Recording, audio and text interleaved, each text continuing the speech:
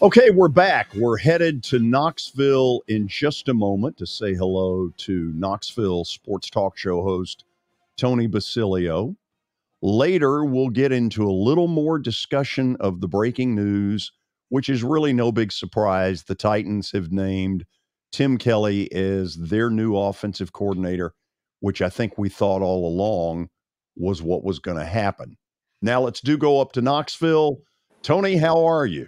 Gentlemen, doing great. Great to talk to both of you. Okay, you ready for some show prep? Hey, man, I'm always on, brother. So fire away. Show Okay, prep. This is certainly not done by me, although the idea was mine. When Tennessee and Vanderbilt play tomorrow night, one of the things that is starting to become an issue is that Jerry Stackhouse hasn't sniffed the possibility of beating Tennessee, losing by an average in his games against the Vols by more than double digits. So I decided, let's go back and look at the last, I think it's 6 Vanderbilt coaches and their records against Tennessee. And here goes. Oh, hang on. Looky here. You like this graphics? Yeah, I'm going to take a picture of it while you're talking. Go ahead. So C.M. Newton was 7 out of 19. Right.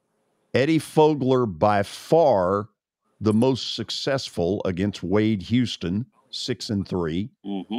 Jan Van Bredekoff won 5 of 12 against the Big Orange. Page 2. Let's see. Kevin Stallings played more games than anybody else. 15-21. Bryce Drew was 1-5. And then there's Jerry Stackhouse with a big old donut. How about that? You know, the thing about Stackhouse that gets me is your name's Jerry Stackhouse. Now, the book on him is that he's a lazy recruiter and a pretty thin-skinned guy. He's a pretty thin-skinned guy, but I mean, look, you got to put a little effort in. You know, I'm glad you played in the NBA. I'm glad you wear $6,000 suits. I mean, God knows you're the best dressed man in show business. There's no question about it. I mean, there are people on the red carpet at the Grammys the other night didn't have this guy's clothes on. Okay, but he ain't getting it done. I mean, no offense to him, and I think he's a pretty good coach, George. The thing is, when I watch his teams play and talk to people around the sport, they say, you know, his teams play pretty well during games. He's got this thing that he does, though, George. I don't understand, where he starts games with his second unit. Coach Watson Brown, is it in football? Is your goal to be down 7-0, 10-0, 14-0? When you gonna put your second team out there to start a game? That's what this guy does. No. There, you know, Tony, there's a reason they're called second teamers. Yeah, I was one. And so, and we got to sit on the bench and talk to the coach, and and get to know the coach. And Jerry Stackhouse starts games with the second teamers. I mean, but then he's had an epiphany here recently, George, which might give Vandy some hope in that he's going to shorten his bench because they beat Ole Miss and they shortened their bench doing it. You know, my thing, George, the thing I miss is, and we used to, in my younger days when I was young and crazy, we used to take bus trips down to Nashville and go see games. And I always loved seeing games in that old building because you feel like you're walking into like a Wrigley Field. You feel like you're walking into, the history of it. Yeah. And now, I mean, tomorrow night, what's the crowd going to be, George? 50-50, 60-40 Tennessee? What's the crowd going to be? I would guess it would be 70-30 Tennessee. How? I mean, how could Vanderbilt let their basketball program get to that point? How? Well, what you've had is a succession of stuff over the last 5 or 6 years where they're not relevant. I mean, when was the last time they played a big game, had NCAA tournament possibilities, ramifications? So they haven't been relevant now for 6 or 7 years. Bryce Drew, while a very good recruiter, didn't seem to, on game night, do very well. Mm-hmm. The flip side is what seems to be going on here. You called him a lazy recruiter. That's the word. That is the word. That's the book, is that he doesn't really particularly like to recruit. And when you look at his team, they don't have enough SEC talent to compete. And, when tomorrow night's over, if Tennessee wins, Rick Barnes will get up and he'll talk about what a great coach Jerry Stackhouse is. Well, he should. He'll have then been 8-0 against him. I'll never forget the night that one of the greatest ones of those is the night that Pitino beat Wade Houston by 63 in 1993. We're getting ready to celebrate the 30th anniversary of that dubious evening, which, by the way, is the night we had a blizzard here. And Pitino got up and said, now he just beat this guy like 103-41 in an SEC tournament game. This wasn't even, this didn't even count. This is an SEC tournament game.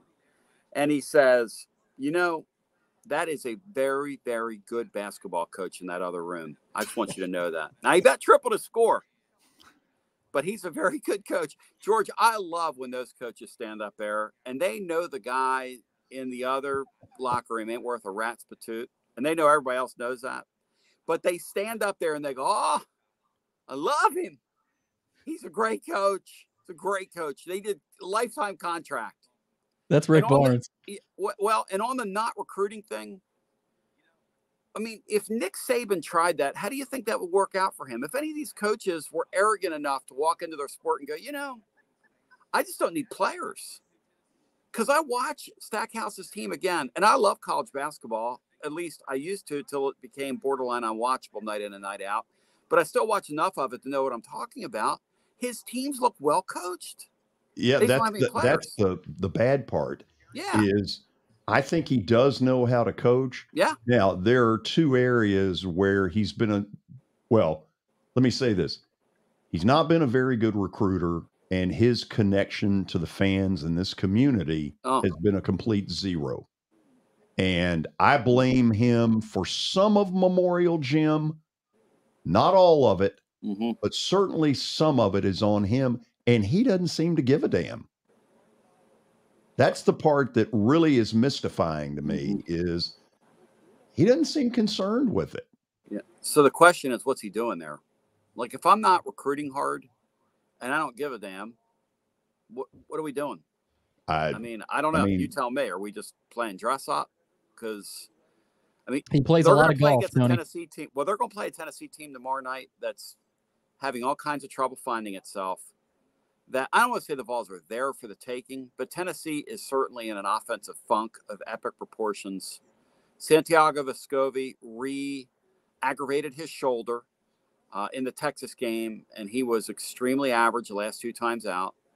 Josiah Jordan-James, if it's not for his Herculean effort the other day, they probably don't beat Auburn in literally a game. I thought they were going to put up peach baskets for the final 10 minutes. Call timeout, bring a Naismith, like a Naismith lookalike out there, put peach baskets on either side. Jump ball after each bucket.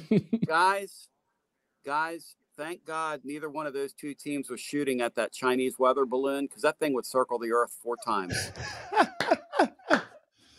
Watson, he's in midseason form.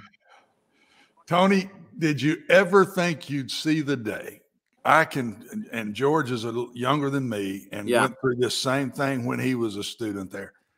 Did you ever think you'd ever see the day? Vanderbilt basketball and Vanderbilt baseball have been very good for a long time. Those two sports now have not gotten enough credit for consistency up till recently. Right. Up to the last 10 years here.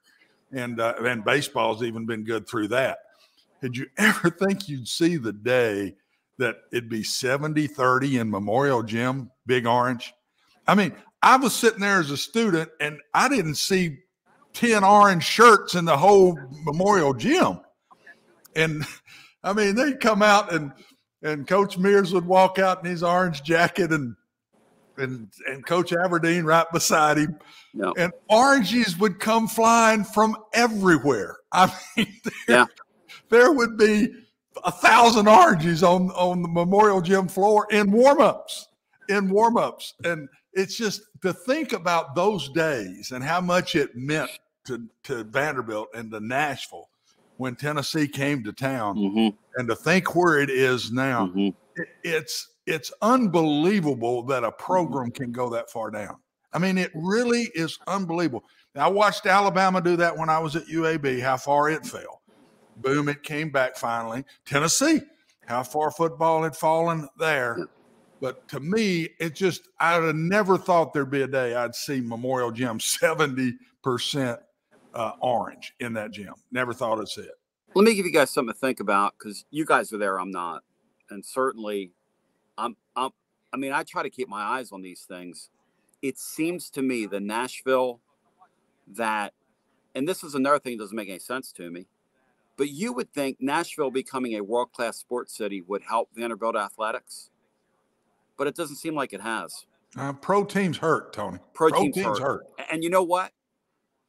I think the fact that there's something that's pretty fun to do pretty regularly in that town, meaning that hockey team has taken a lot of eyes and a lot of care off that Vanderbilt program, which George has allowed that thing to slide into the abyss to the point where, whatever. Kentucky plays, maybe we'll go over. Tennessee's pretty good this year. Maybe we'll go. Maybe we won't. What are the Preds doing that night? Are they on the road? Are they somewhere? It's because there's no way, George, a generation ago, no way those people would have put up with what's passed for Vanderbilt basketball the last several years. No way. Tony, no way. I think it's an interesting point you make. Number one, the level of apathy here has helped Stackhouse because there's virtually no reaction. Right. And the second thing is the newspaper world does not have the level of authority, the level of, man, when the Tennessean says it, boom. Yep. Yeah. Well, and also, George, they're not front page anymore. Even the Tennessean puts Vanderbilt back 2-3 pages into the paper. And George can remember this when I was here as coach, coordinator and head coach, we're front page every day. Yeah. It's us, and it was me and Coach Majors, something good or bad, but it was front page every day. Yep. And I just think the pro teams, the combination of basketball falling off and Preds, Titans coming to town, man, it was a double barrel. The soccer team. Hey, guys. And now the soccer on top of that. You say what you want to say. They get 28, 30,000 people in that building. It rocks and rolls. And Vanderbilt's going to play before 25% crowd. And George, most nights when I'm watching games in there, geez Louise, you can't see anybody in the stands. I just can't be. Tony, that's why to me they've got to win. If Vanderbilt's going to get their gym back, if Memorial Gym's going to be the old Memorial Gym that we all loved, I even think the teams that came loved it because the atmosphere in there was unbelievable. You love playing in front of that. Yeah. And as opponents, you love coming to town. Yeah. And I just think they got to win. You do whatever you want to do, but you've got to win if you're going to take on these pro. You can drive 3.5 hours down to Birmingham, and all we're talking about, Alabama and Auburn are front page every day. It's all Alabama and Auburn. There is no pro sports in the state of Alabama. Yep. And so it's still a college town, college state. And Knoxville can still feel that. I love it. Nashville cannot. It cannot. Yeah. And I don't think you can take it on unless you win, period. You got to win. George, do you agree or disagree with that? Yeah, Tony, one of the hardest things to look at is to go in that gym and see what were called the balconies that Clyde Lee built in the mid-'60s. You could hide Patty Hearst up there. Now, there's a group of people that have no idea what I'm talking about. Two of them are in this room. I've actually heard that. Right now. I've heard You've that heard that line before. I've heard it. There's nobody up there. This is something I never dreamed I would see. Yeah. And for me, having grown up in the shadows of that building, it is sad. Well, and for me as a Tennessee basketball fan, somebody who, and I arrived in campus in the mid-'80s, Tennessee went down there. It was nearly impossible when CM was there in the 80s to go down there and get a win. Nearly impossible. And so you appreciated just how hostile and how nasty and mean that crowd was and how much they hated Orange. And there was, every yin needs a yang. I mean, I'm not sure if Vanderbilt to win a basketball game anymore. Don't get me wrong. But, I mean, I just wonder how something that mattered to that many people, that graphic you just put up there, I mean, what is the number now? 1 in the last 14? 13? 1 in 5 and 0 in 7. So it's put it 1 back out up, of 12. Yeah, put it back One up out of there, 12. if you will, Billy. 1 out of 12. That's ridiculous. I mean, that's 1 in 5 and 0 in 7. That just can't be. And Stackhouse, I mean, again, I'm looking at that and I'm going, you can do better than that. I mean, no offense to him. And again, he looks like a great dresser and his teams are well coached. The guy didn't have any players. And he's been here for how long? How long has Stackhouse been there now? This 3 is the years? 4th. Yeah, you have any players? Come on now. Let me ask a question kind of for all three of you guys, and Tony can start. Obviously, y'all have tracked this kind of slide that Vanderbilt basketball has had, and, it's been a slide. I'm going to ask you guys, are there any 1 to 2 moments that you felt like it wasn't just some gradual slide, but kind of turning points to turn this to where it's at now, of how low it's at?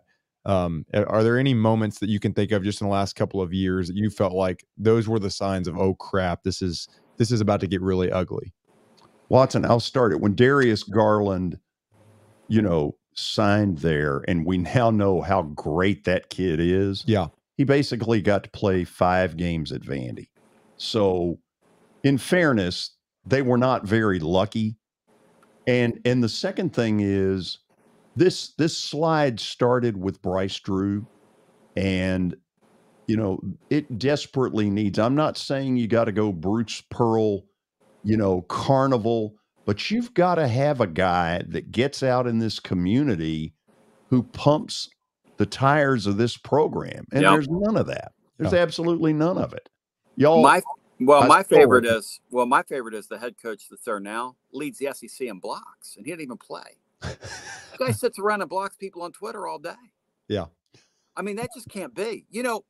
Think about this, George. Think about when Vandy's job was open, if they would have, now this would have been asking them to do something competent and, having competent athletic department, which I'm not trying to get you guys in trouble, but it kind of is what it is at this point.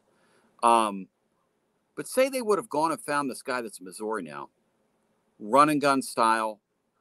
Those Missouri people, now, I mean, they're going to finish upper third of the league, somewhere like that. I mean, they're not great, but man, they're fun to watch. Yes. Yeah. The guys upset some people. A style of play like that would bring those people back. What this guy's doing, this guy's bad boring. And bad boring, hey, when you're bad boring, around here, that was our last football staff before this one arrived. That was Jeremy Pro football. Bad boring. In sports, this day and age, bad boring is the worst combination you can be. It's like what Bob Huggins has been able to do at West Virginia. I mean, they've always been, and those people probably love him because they know, I mean, the old Huggins was get in your face, full court press. That was their style. They weren't going to out recruit the University of Texas, but they were going to really challenge some people with the way that they played, and their style was going to give enough people problems that they're competitive. And this cat at Missouri, I mean, look, I watch college basketball night in, night out, and I don't know what I'm looking at because I feel like I'm such an old person at this point. Because I remember when people could shoot the ball, George. And these days, I mean, I watch this game and I'm going, you're a Division I player? And you're Division I? And you're on scholarship? And did you practice yesterday? I mean, Tennessee and Auburn the other day combined for and I'm not, you can look this up, it's 6 for 48 from three-point land, some crazy number in that game that was played in the 40s here. And I wrote on my blog every day. God knows why I'm doing that every day, but it's up at tclub.team. I said it looked like a collection of 60-year-old men that haven't touched the basketball in 30 years playing horse in somebody's driveway from long range. I mean, these are Division I athletes.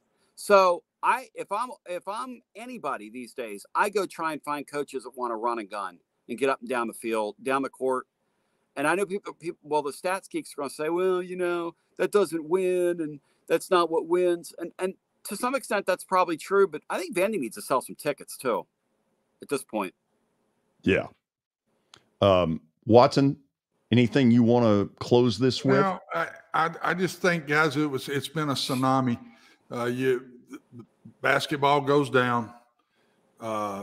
Titans and Preds have been pretty good, gotten better. Yeah. And George will remember, because I think this really hurt.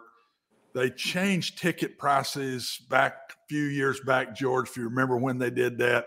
Changed seating. You had to pay a lot more for a seat that you've been sitting in for, your family's been sitting in for 50 years.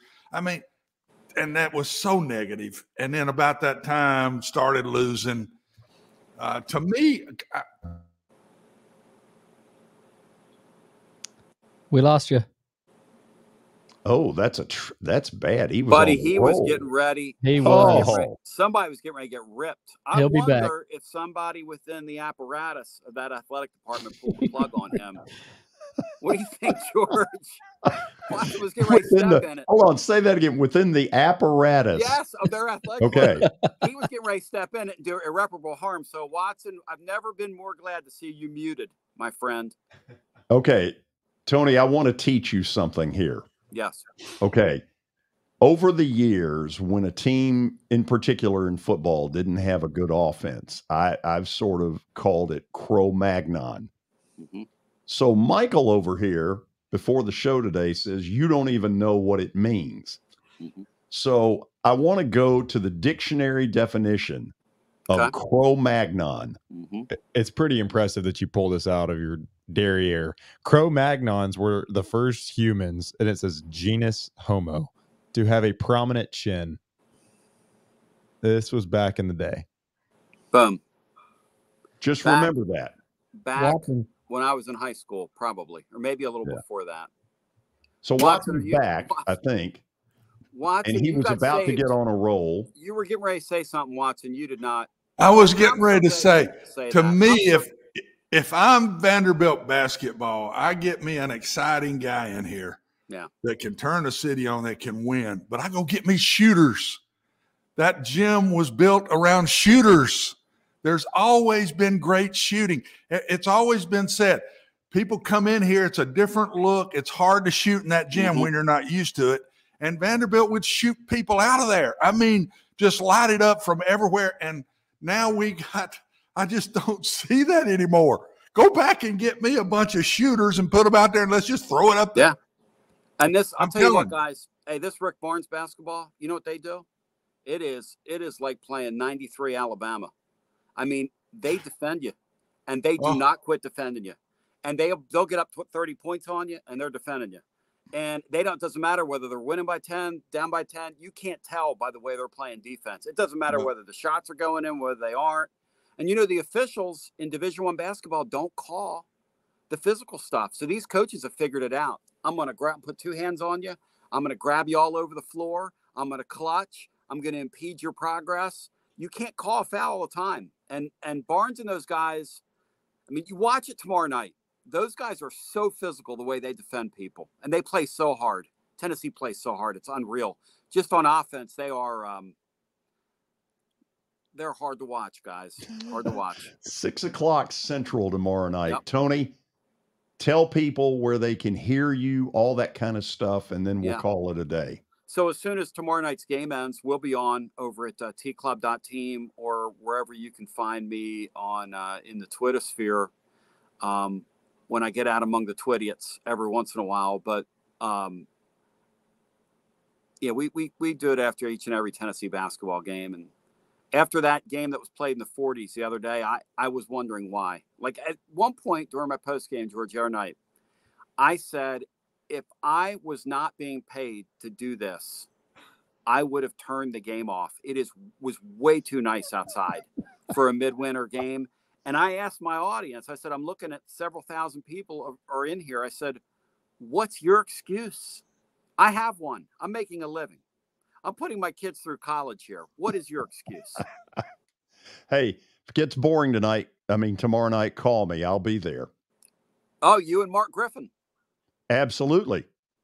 We'll both be there. Divided. Are you guys going to the game together, or? I was invited, but I have a credential, at least for now. Oh, I don't know about after this appearance. You got to go either way. I'm going to blame it on you. Thanks as always. Love both of you. Thank you. See you, Tom. He's a piece of work, isn't he? Tony Basilio, man.